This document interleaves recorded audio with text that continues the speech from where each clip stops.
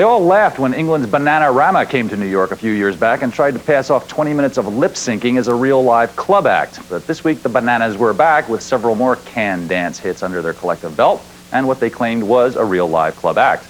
We dispatched our man John Norris to Boston for the opening date to see if this could possibly be true, and here's his verdict. Guess what, away to fam, Dale Darman here in Boston. How are you? Big deal. It's going to happen tonight in Boston. Bananarama is in town.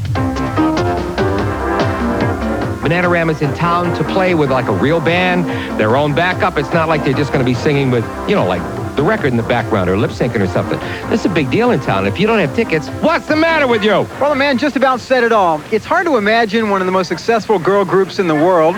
Been together 7 years, but they've never gone on tour. That's all about to change tonight here at the City Club in the shadow of Boston's Fenway Park. Doing something on this scale is completely different. I mean, you know, a much scarier proposition.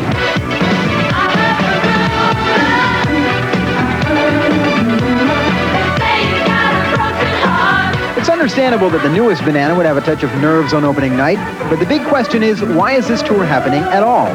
Bananarama have sold more records than ever in the past few years without going through the hassle of touring, and they don't have a new album out to promote. So why go on the road now? It's like almost like the end of an era. You know, there's that section of our life. We've gone into the Guinness Book of Records and we've got this greatest hits thing out, and it just seemed the last remaining thing we hadn't achieved was to put a tour together. And I'm sort of glad it took this long, because I think it's only really now that we're ready to sort of do something really fabulous. America wasn't so warm to Bananarama when they first played a track date in New York several years ago.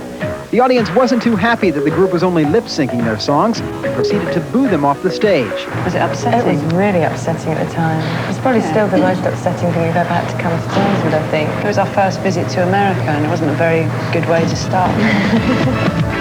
The girls are all too familiar with the criticisms they've had over the years, charges that they're producers' puppets, with little or no input into their music. Bananarama insists the image is wrong, though they freely admit not writing their own music. I think it's a shame that if you don't play an instrument well, people think you're not musically talented. I think that's very wrong. Costumes, a string of hits, slick choreography, and dancers flexing their pecs. It's all there, but unfortunately so are taped musical tracks, which make for some awkward pauses in the show. Of course, it was the first night. Plenty of dancing, plenty of live action music. It was good, yeah, but they seemed a bit nervous. I think they should invite the cute guys backstage.